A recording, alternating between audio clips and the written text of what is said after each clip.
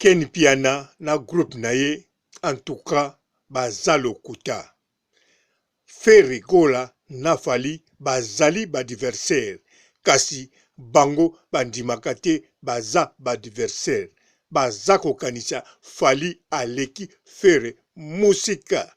Me foko yeba eza na ba moma fere aleka fali musika pe eza na ba moma oyo fali alekaka musika.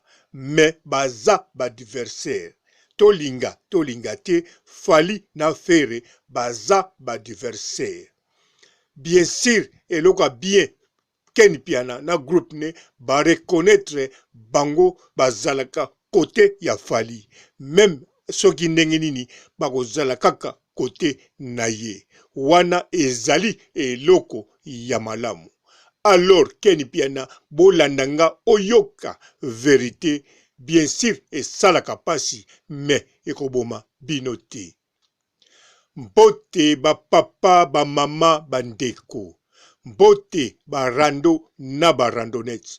Mbote batoyo balingaka rando na ba oyo balingaka rando te. Mbote ba jeune garçon na ba jeune fille. Mbote banamike na ba bébé. Mbote ba Sainte Anuarite, Sainte Thérèse, Sainte Ingrid, Kabongo. Bandeko foko yebake soki lelo fali aza likolo mosika bongo. Soki lelo fali aza na ba coupe babiloko ebele ndengwana. Soki lelo fali aza kokoma musika pe akomi musika atiki même fere musika. Ezali te parce que baza badiversaire te. Ezali parce que fali aza na appui international na kati ya Afrique à partir ya Côte d'Ivoire. Parce que na moment oyo fali na Côte d'Ivoire bapasaka ye na ba émission ebele, balobelaka ye mingi, basalelaka ye makambo ebele, eza deja avantage ya kosakana te.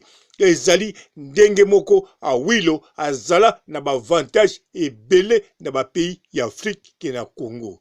Alors yango wana nde etieke fali azala musika pona fere. Mais soki olandi fere na fali na niveau national, en tout cas bokomona déjà que fere azalaka musika.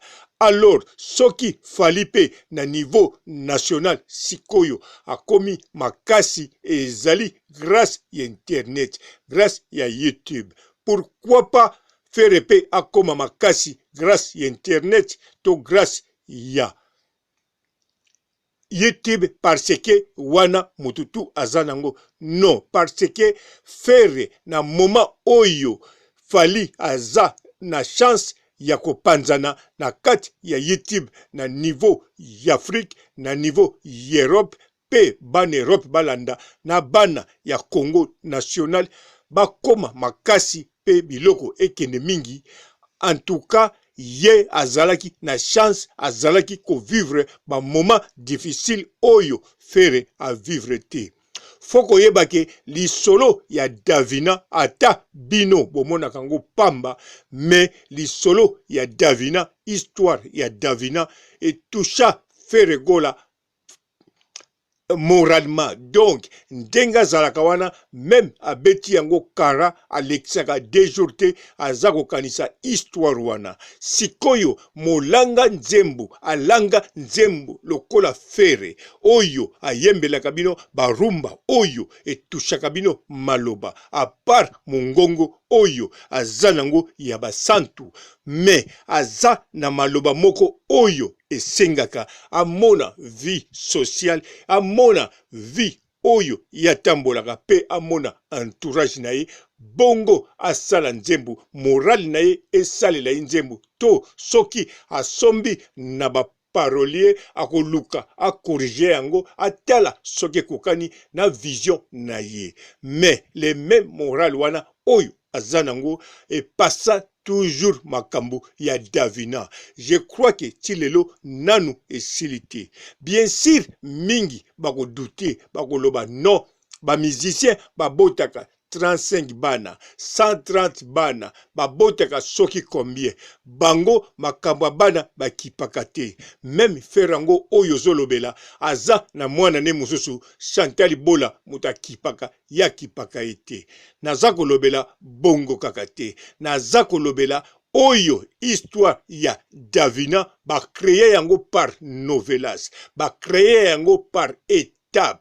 Alors batu oyo ba créer ki yango ba yebi feregola malamu ba yebi fonctionnement ya mutu ya feregola ba yebi caractère ya feregola soki bolandi malamu na kanisa histoire yango tango ebanda bomona ba koko ya Davina en personne bango moko ba bima na net pe babanda makambo bakoko wana balalaka na ndako mabele te balalaka ne tokote me baza na ba moyen baza na ndako ya kitoko baza na santé ya kitoko baliaka ndenge balingi baza na sportif baza presque bien na kati ya Afrique. Mais babanda histoire wana on dirait que Davina azali mwana ya mobola azali shege soki bolandi histoire wana bokomona mututu oyo a créé histoire wana po apanzela biso novelas ya Davina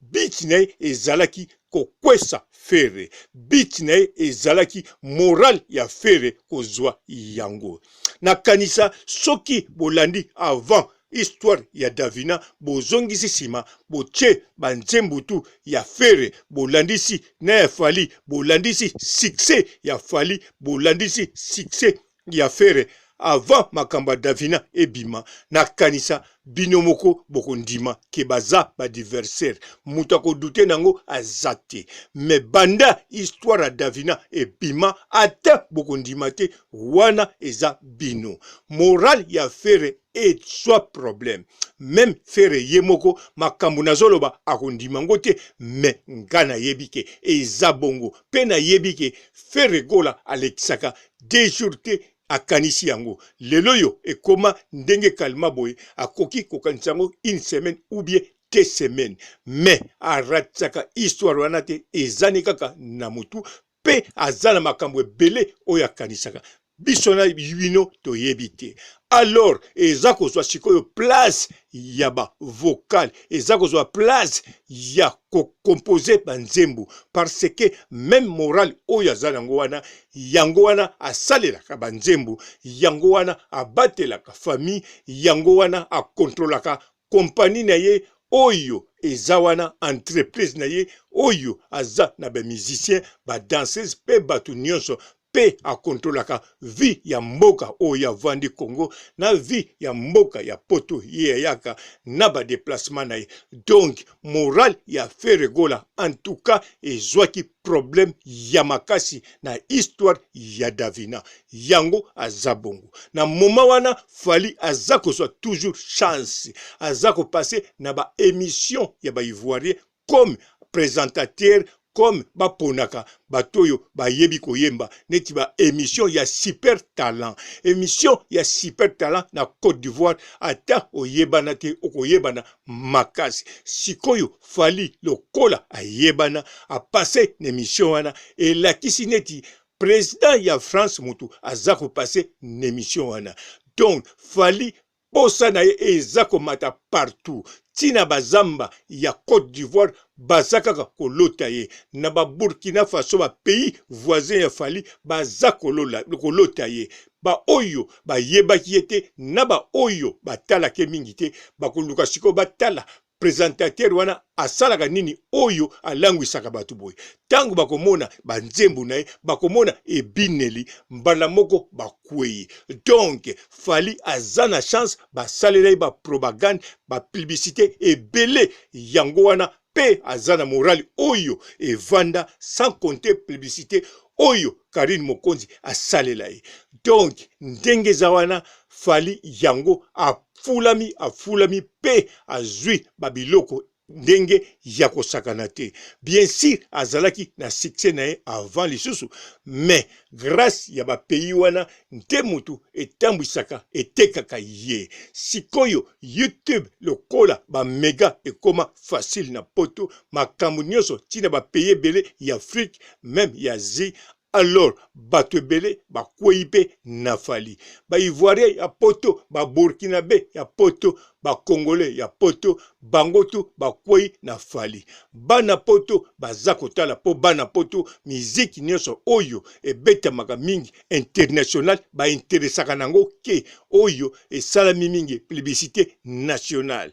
Alors fali azasiko bisika wana ba interese ne makasi na bana oyo bazako interese na musique mususu bakomi ko interese na fali. Donc fali azui talent succès ya batu ya national na international. Ezali neti ozui fali succès na ye oyo ya kuba congolais na succès neti ba wilo basalaka nango niveau international, azui yango ba succès oyo baluchana le mobulu asala oyo ba congolais belé batikala koyeba ete, mais niveau international luchana le mobulu atekama ntenga kosakana te. Ba succès oyo ba Sakis, ba docteur Sakis basalaka ba congolais na kati ya Congo national batikala koyeba ngote batekama kosakana te. Bakanda mbongo batekama bayokana kosakana te. Ba Rei Lema batekama bayokana kosakana te. Sikoyo fali azui ba succès ya modèle bongo niveau international bakisa sikoyo national. Alors grâce ya kotekama na ye, grâce ya propagande na ye, grâce ya vision na ye, pe grâce ya komona ndenge akomodifiele musique, mais toujours aza adversaire ya Ferregola. Tolinga te na niveau national ya Congo pe ba pays voisins ya Afrique pe na kati Afrique azali pe na poto na milliers congolais na bafricain mosusu aza toujours adversaire ya Ferregola.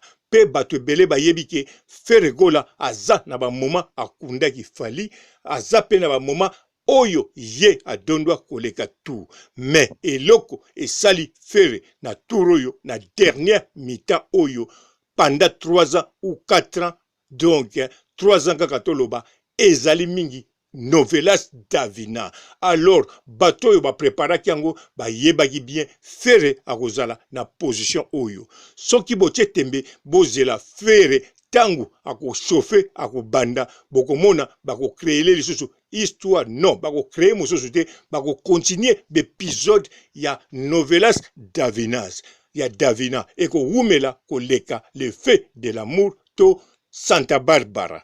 Parce que Davina a kokisi 22 ans, mais les solo nae eko suka wana te eko continuer parce que bayebi eza parti ya ko détruire moral ya Ferre.